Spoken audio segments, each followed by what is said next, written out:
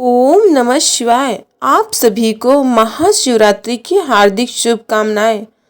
महाशिवरात्रि व्रत में जरूर सुने यह कथा, मिलेगा व्रत का पूरा लाभ। महाशिवरात्रि व्रत में शिवरात्रि व्रत की कथा का पाठ करना बहुत ही शुभ फलदायी बताया गया है। शिव पुराण में बताया गया है कि जाने अनजाने में भी जो मनुष्य और जीव महाशिवरात्रि का व्रत कर लेता है वह शिव कृपा का भागी बन जाता है। उससे यमराज के दूत भी दूर रहते हैं। इसलिए महाशिवरात्रि व्रत में शिव भक्तों को महाशिवरात्रि की इस कथा का पाठ जरूर करना चाहिए। महाशिवरात्रि व्रत कथा। पूर्व काल में चित्रभानु नामक एक शिकारी था। वह शिकार करके अपने परिवार का भरण पोषण करता था। उस शिकार पर साहूकार का कर्ज था, लेकिन वह उसका कर्ज समय पर नहीं चुका पाया। फिर साहूकार ने शिकारी को शिव मठ में बंदी बना लिया। जिस दिन उसे बंदी बनाया गया उस दिन शिवरात्रि थी। चतुर्दशी तिथि के दिन उसने शिवरात्रि व्रत की कथा सुनी और शाम होते ही साहूकार ने उसे अपने पास बुलवाया, ऋण चुकाने के बारे में कहा।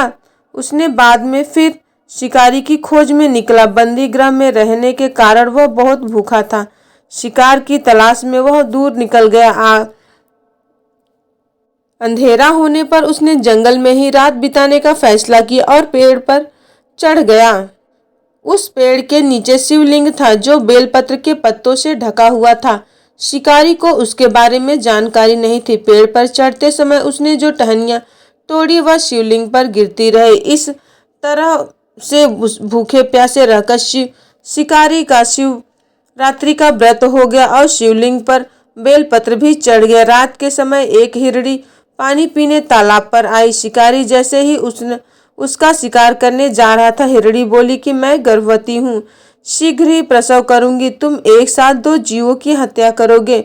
मैं बच्चे को जन्म देकर तुरंत तुम्हारे सामान आ जाऊंगी, तब मुझे मार लेना। शिकारी ने हिरणी को जाने दिया। इस दौरान अनजाने में कुछ बेलपत्र शिवलिंग पर गिर गए। इस तरह उसने अनजाने में प्रथम प्रहर की पूजा में संपन्न कर ली। कुछ देर बाद एक हिरण उधर से निकली। जैसे ही शिकारी उसे मारने के लिए धनुष बाण चढ़ाया तो हिरणी ने विनम्रतापूर्वक निवेदन किया कि हे शिकारी, मैं थोड़ी देर पहले ऋतु से निवृत्त हुई हूँ, कामुक गृहिणी हूँ, अपने प्रिय की तलाश में हूँ। अपने पति से मिलकर मैं तुम्हारे पास आ जाऊंगी। शिकारी ने उसे भी जाने दिया। रात का आखिरी पहर बीत गया, तब भी कुछ बेलपत्र शिवलिंग पर जा गिरे। ऐसे में शिकारी ने अनजाने में ही अंतिम पहर की भी पूजा कर ली।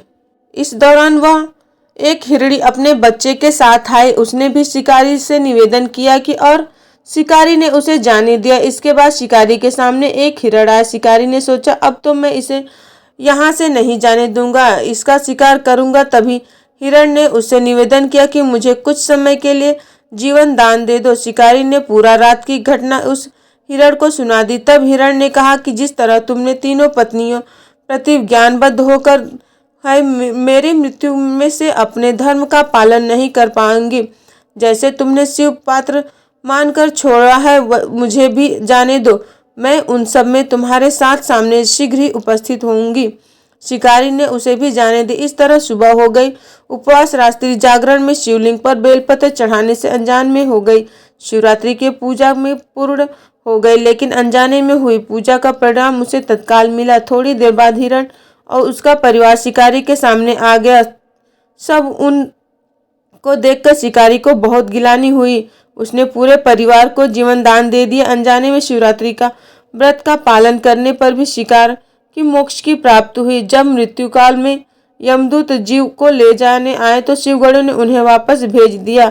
उसे शिवलोक ले गए। शिवजी की कृपा से चित्रभानु ने अपने पिछले जन्म को याद रख पाए। शिवरात्रि के महत्व को जानकर उसका अगले जन्म में भी पालन कर पाए।